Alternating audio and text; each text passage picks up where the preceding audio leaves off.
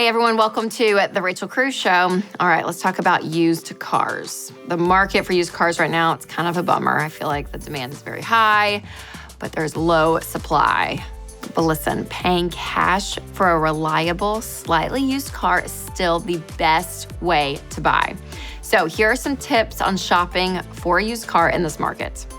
The good news is that you can get top dollar if you're looking to sell your car or trade it in. So just be prepared to act quickly. You wanna be flexible because maybe the model or some of your wants isn't available, but there's a great deal. So be flexible.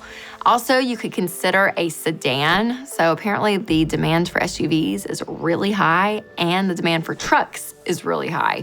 So dealers are more likely to negotiate with you the price of a sedan versus a truck or an SUV. And Consumer Reports has found that sedans tend to be more fuel efficient than SUVs of the same size. So you can save money on gas too, it's great. But make sure you look for a return policy that is 7 days or longer. All right, here are 5 steps to buying a used car with cash. Number 1, put it in the budget. So you wanna know, okay, how much am I going to spend? Because remember, you're going to pay with cash.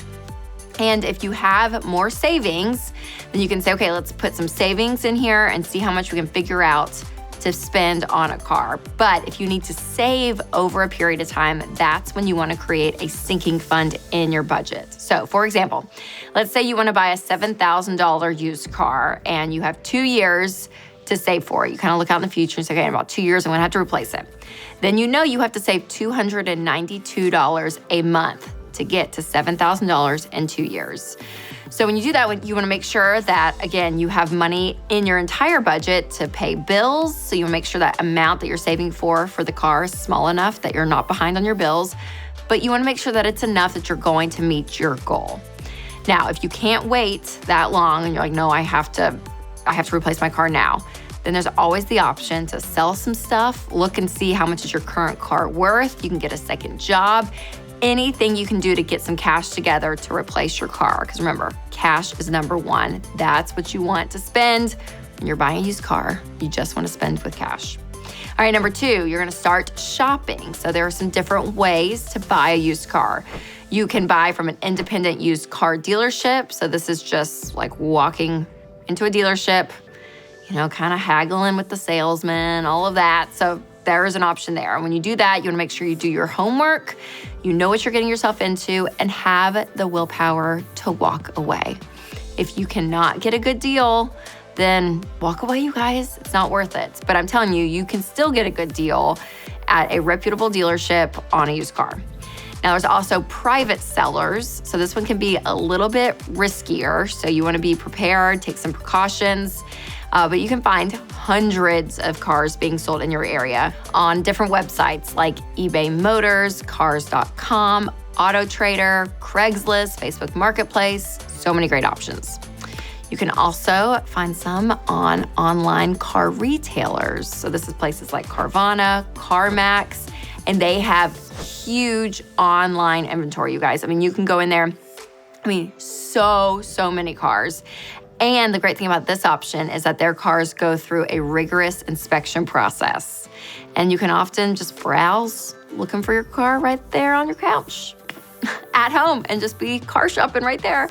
And so the downside to this though is that prices are a little bit higher than a private seller and there's really no room to negotiate, but you're kind of paying a little bit of an extra price to skip the hassle of everything else.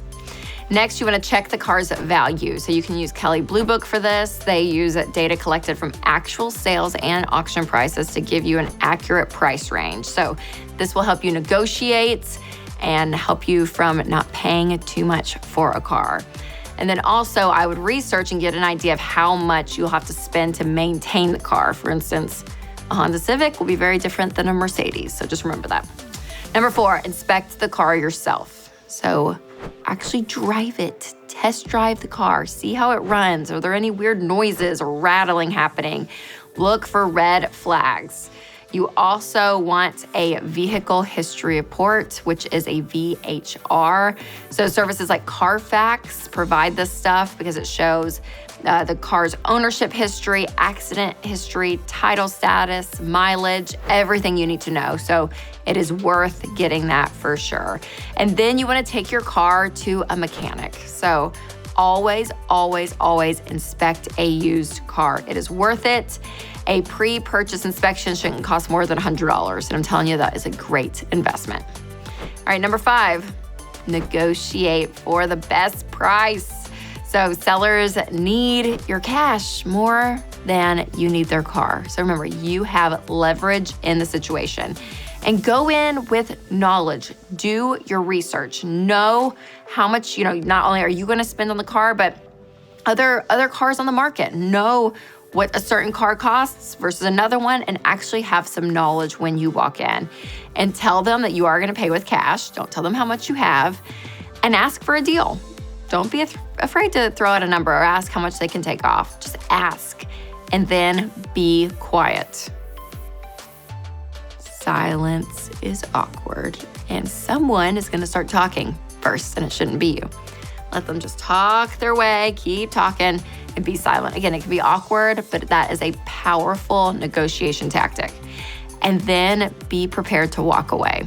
Especially if you're not getting the deal you want, it's not worth it. Walk away. This car, there are going to be other cars, okay? So when you get in the mindset of like, this is the car I have to have, this is my dream car, this is my only car, there are hundreds of cars out there. Don't get fixated on that, because then you're going to make a really bad decision. Now, another question we get around cars all the time is, should you repair your car or replace it? And there's really a spectrum. And math is going to be your friend on this, because it's going to really show you and reveal, hey, do I need to just sell my car and get a new one? Or should I repair this car? So there's some other factors, again, like repair frequency and what you owe on your car can come into play as well.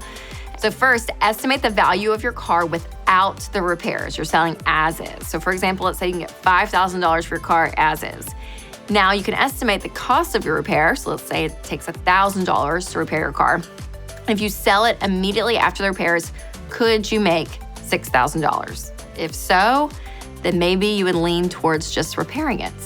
But let's say the repairs cost $2,000. Do you think you could get $7,000 for your fixed car? Probably not. So take your $5,000 trade-in value, again, not repaired, just $5,000 as is. And then instead of spending that $2,000, you're not spending that $2,000. So you'll get $5,000, you'll have $2,000, you can buy a $7,000 car. So the bottom line is, when the dollars you're spending on repairs start to creep up towards the amounts that your car is actually worth, then you know it's time to replace it.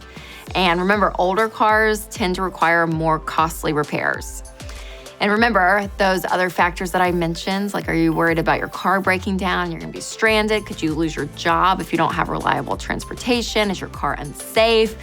Those kind of things. If the answer is yes, then yeah, you probably wanna trade in your car for a newer one.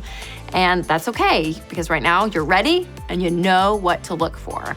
So all this information I've shared with you here today will be in our show notes. And if you want it more in a compact way and even more information, just Google Ramsey Car Buying Guide and it will all be in there. So remember to take control of your money and create a life you love.